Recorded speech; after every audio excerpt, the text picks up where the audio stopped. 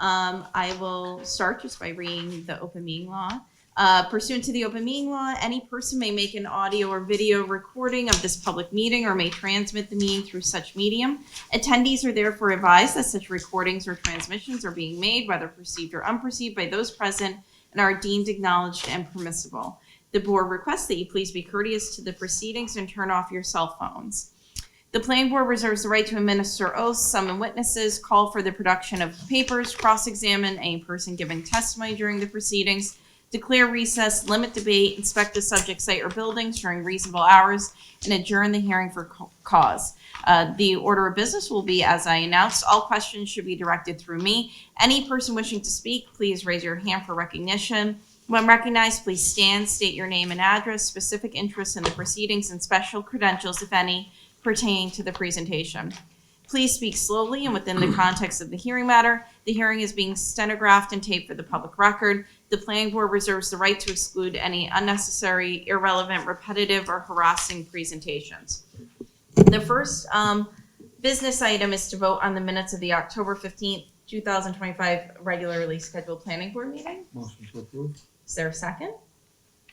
I'll second that. Okay, all those in favor? Aye. It's unanimous. The next item that we'll take is the hearing schedule for 2026. Great. Yes. Yeah, Madam Chair, Yeah. thank you. Rob Stevens, Deputy Planning Director. We did include a draft 2026 meeting proposal for you guys to take a look at and provide feedback. And this item will be back on the agenda in December to finalize. We do want to mention that after polling some of the membership, the traditional meeting day has been the second Wednesday of the month. For scheduling conflicts for this last year, we did the third Wednesdays. So we are proposing for 2026 to move back to the second Wednesdays per month. So that's the layout we have here. And what you'll also see is a June, July, and August rundown. It'd be good to know if any of the members have any vacations planned over the summer, and we'll take some of that feedback.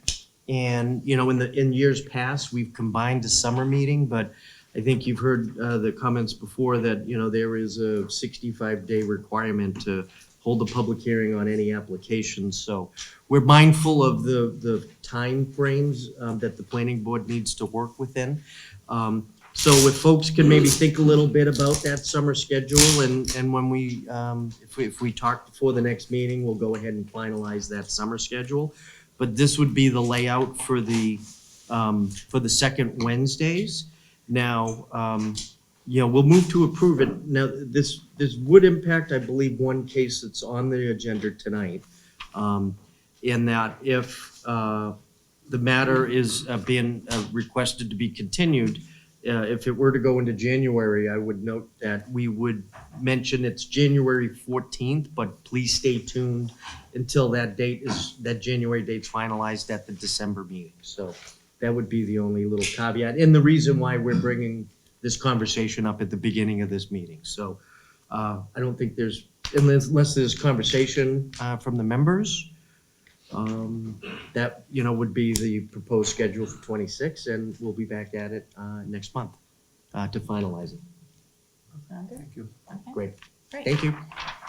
Okay, so the first item on the agenda, continued public hearing, 42 Beale Street, Planning Board, case number 2025-13. And we do have a request to continue from attorney Edward Fleming. Dear Mr. Fatsis, please accept this letter as a request to continue the public hearing for the above captioned matter until the planning board's January agenda. The applicant is working diligently to revise his proposal to respond to concerns raised by the community and is in need of additional time to complete the revisions. The applicant is confident that will be prepared to move forward at the planning board's meeting in January. Attorney Fleming, I don't know if you want to add. Yeah, nothing additional. Just additional time was needed, and I appreciate your consideration of moving that date into January. Thank you. Is there a motion to continue it to? Motion to continue to the January meeting. Okay. Is there a second? I'll second that. Okay, all those in favor? Aye. Okay, so that's unanimous. And then we'll take this out of order. New public hearing, 166 Independence Avenue, planning board case number 2025-16. I need to read that in and then. Yeah, because Okay. it's the opening. So this public hearing shall be conducted to review the application of George Hardiman, trustee of the 166 Independence Realty Trust, 166 Independence Avenue, Quincy, Mass. 02169 for site plan review under Quincy zoning ordinance Title 17, Section 9.5.1 site plan review and special permits under Section 9.5.1.17 parking waiver. The applicant proposes to raise the three-story two-family home in the construction of a new three-story multifamily building containing 6 units, along with 8 on-site surface parking spaces. The proposal will also include professional design drainage controls and landscaping. The property contains 11,047 square feet of land and is located at 166 Independence Avenue. The subject property is located within a residential C zoning district and shown on Assessor's Map 3044, Lot 8, Lot 165. And in connection with this matter, we received correspondence from Attorney David Mahoney. Dear City of Quincy Planning Board, please know that this office represents George Hardiman, trustee of the 166 Independence Realty Trust. On behalf of our client, we are hereby requesting that this application be continued from the November 19th, 2025 meeting until the December 17th, 2025 meeting. That's it. Anybody has a motion to continue to December? Motion to move it out to the December 17th meeting? There a second? Okay, great. All those in favor? Aye. Aye. Yes, that's unanimous. All right, so now we will return to the continued public hearing, 3 Thayer Street, planning board case number 2025-15. Attorney Fleming. Thank you, Madam Chair, and members of the board. My name is Edward Fleming. I'm here on behalf of the applicant, Boston Properties. As you know, this is a continued matter, continued from the last hearing date. Since that time, we've had an opportunity to work through and respond to the comments from peer review and from the city departments, including the DPW department. And we believe that we've appropriately responded to many of the comments. There are some comments that are outstanding. And specifically comments related to the access to and from the site. Both DPW and TPAL departments had raised some comments about concerns because at Bridge Street, at the site, the Bridge Street turns into a one-way. So our access to and from our site is basically limited by that one way, requiring that a lot of our traffic come in around the opposite side of the location from Adams Street past the Interfaith Social Services. And some concerns were raised by the department about the congestion of traffic at the Interfaith Social Services. Interestingly enough, the property across the street that my clients have managed for the last number of years also has a driveway that's serviced or limited by that one way and has always had that traffic come in that same location from Adams Street past the Interfaith Social Services. And what they have found out and learned during their operation is that Interfaith's traffic essentially builds up mostly during the course of the day. It doesn't build up in the morning hours or in the nighttime hours, and therefore it has not impacted the traffic to and from their driveway location. So we're very confident that this much smaller project of 8 units is not going to be impacted. In fact, we think that one of our driveways that services the garage, which is very close to the corner, will still be accessible before the one-way sign, and therefore allow a lot of our traffic to kind of turn left into that garage when they enter. The only driveway that really will be impacted is the back driveway. And so that will affect about seven parking spaces, something that we don't think is going to be a major impact to that area. But notwithstanding that, I spoke with Mr. Stevens and indicated to Mr. Stevens that we'll continue to work cooperatively with the DPW and the TPAL department to come up with a traffic circulation plan to ensure that our traffic is not going to have any kind of impact and we'll be able to access the site safely. And when we finalize, and we'll work actually with Interfaith Social Services as well to ensure that whatever traffic circulation plan is designed will comply with the traffic that builds up at that location. So we're confident that we can implement a safe traffic circulation plan. I also indicated to Mr. Stevens that these units are for sale units, and therefore we will incorporate and include any traffic circulation plan within the condominium documents and bylaws to ensure that any resident that lives there will understand how the traffic needs to circulate in that location. But we're confident that, that really we can be proactive in responding to these outstanding concerns. Thank you. Okay, thank you. Let me see if anybody has any questions. Yeah, Oh, Member Kelly? just a couple quick questions. I mean, I'm looking at the site plan, Mr. Fleming, and I just don't see anywhere. Are they coming into the building with underground service? How's it coming in? I don't see any transformers out here. Do you know how the building's being powered? How are we gonna? The Harding Man's revised civil plan did show a proposed transformer pad on Thayer's, the corner of Thayer and Bridge off to the left there. Okay. But that should be Typically, we designed. have them on the drawing so we can see them when we're looking at them. It should be on the civil drawings. It may, that's the architectural. It may be on the revised civil drawings that were submitted Sheet C2 on the revised plan. on That wasn't C2. it up there. That's not it. Oh, that's trash. This, where it's coming. He's showing you up here. So, Mr. Kelly, it's right, it's located right in the corner in the front of the building. Okay, and then will we be putting any shrubbery around there or anything to try to make it look a little more pretty? We'll be incorporating landscaping to screen it. And we recently did an 8-unit building. There was a pole mount transformer. So we believe we have to work through the national grid, but we believe, at the end of the day, we might not even have a transformer pad. So you'll be coming in overhead or underground? Overhead, they can drop underground and come in, but I think we can work out with the. So, but it'll be coming in overhead across the street, or will we be coming underground in the street? It's coming underground. Okay. And I believe a pole transformer will work here. It's only an 8-unit building, and they typically work on those size buildings. We showed it here because we hadn't had conversations with National Grid yet.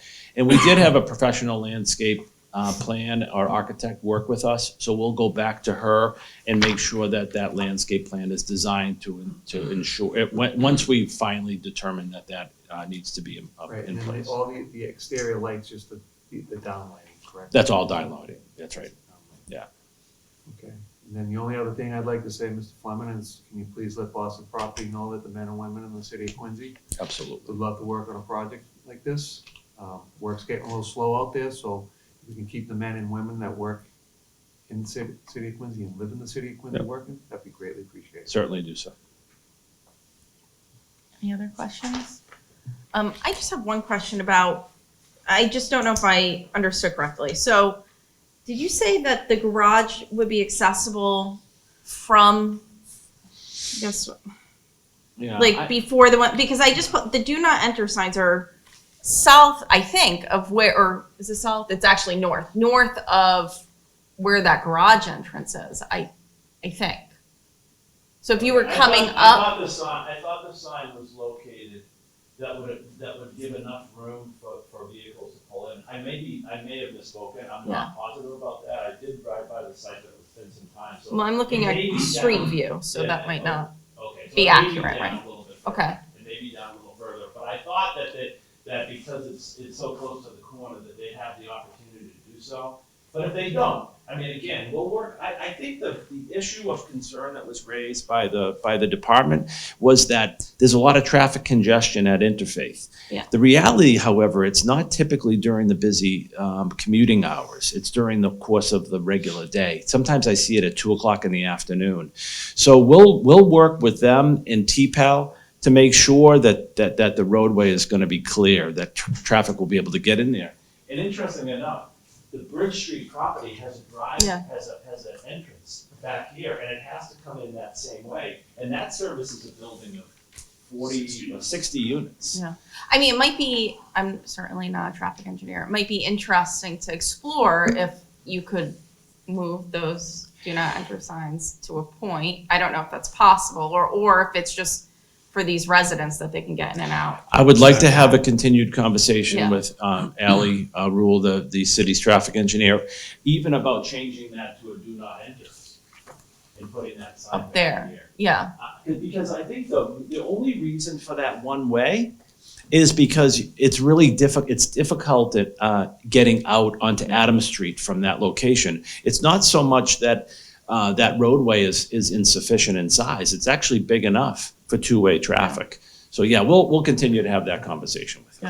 yeah. Now, if I may, on that point, I mean, we've all seen conditional do not enter signs. You know, so if there was at that intersection, Right. do not enter, except number 6 Thayer Street. You know, something along those lines. Right. They have them conditioned on hours of the day, conditioned on whether you're near a school.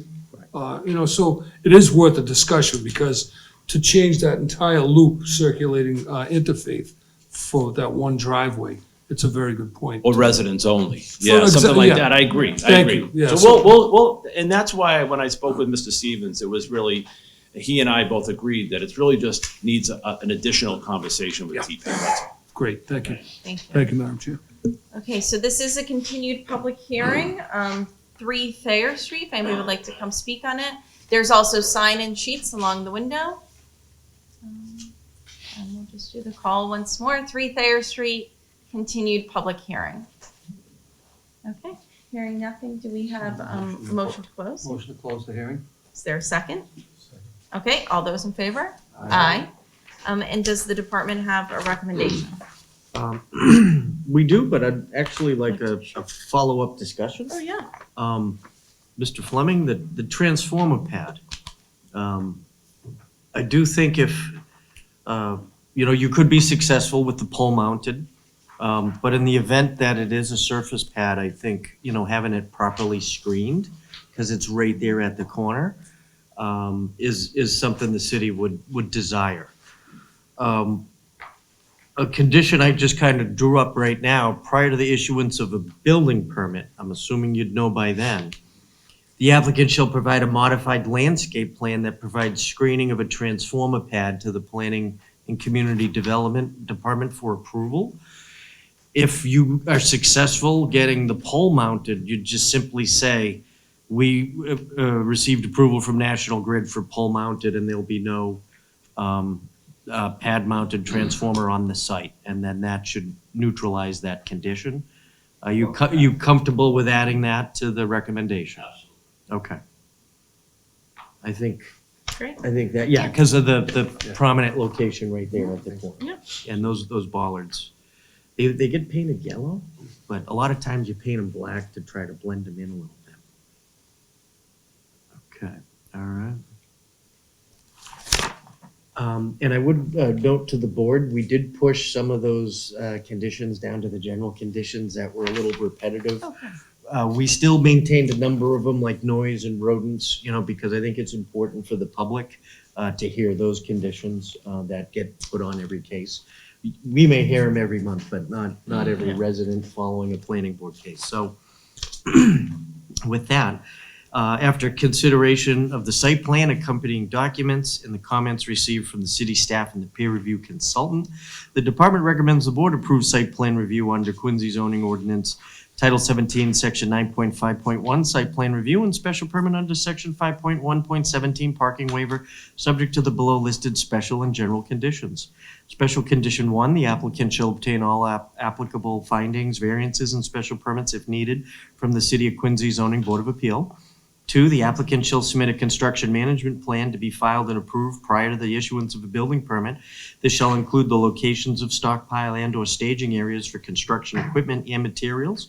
The applicant shall also address construction period traffic impacts by providing a detailed sequence of construction and addressing any space constraints and detailing how they'll be addressed as construction progresses.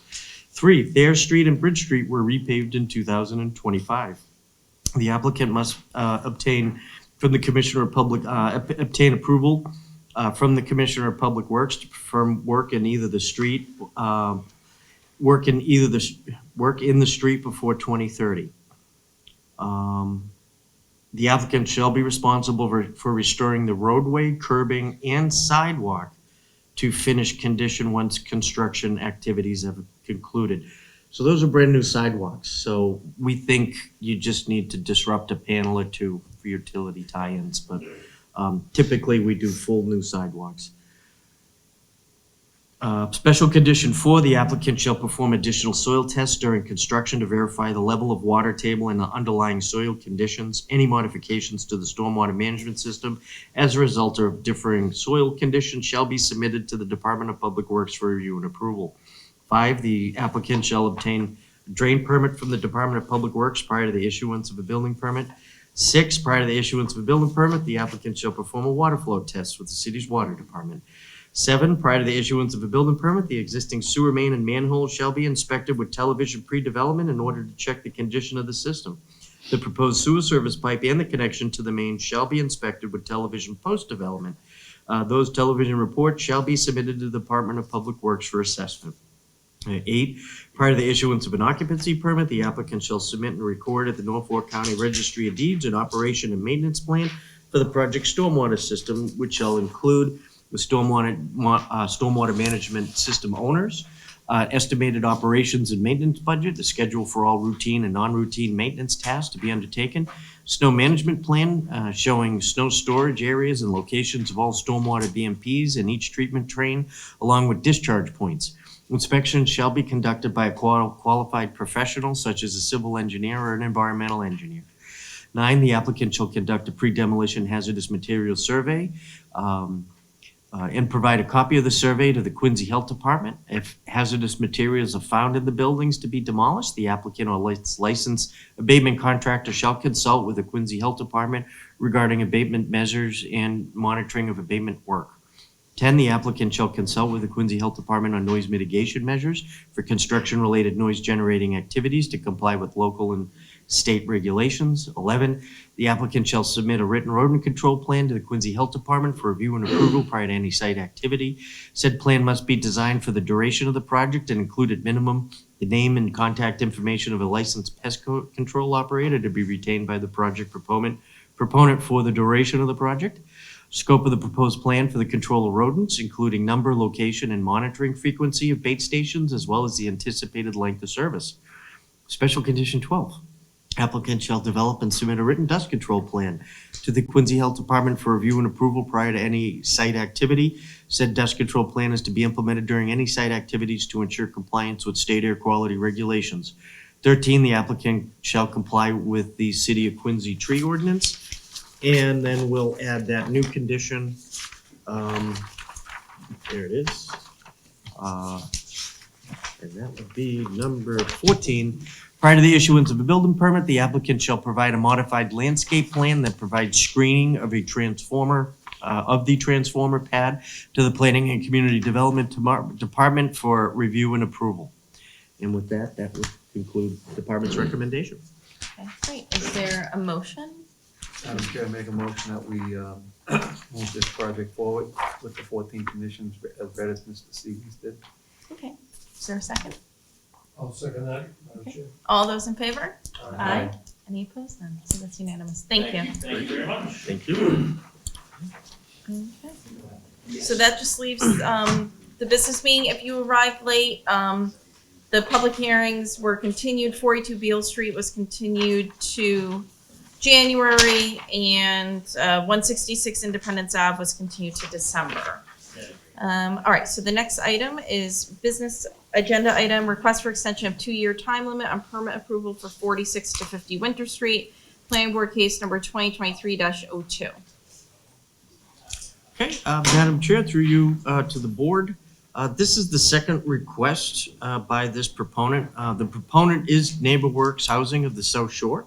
They're a nonprofit housing developer here in the city. The project the project on Winter Street is a affordable housing project. The team is continuing to build the financing package, pursuing state, local, and federal funding for that package. This is the second 6-month extension, so this would put their complete extension out to a year. The department supports that. What I had told NeighborWorks is if they are gonna need another extension, they'd need to come back before this board in person and request it and allow this board to maybe question what's going on with the proposal. But the development of affordable housing is difficult, so that's our view from the department. This is a perfectly fine extension. we support it, but that would be the plan if they don't get underway in the next 6 months, and this is a 6-month extension. We'd ask them, and they need another extension, we'd ask them to return in person. So that would be the department's recommendation on that matter.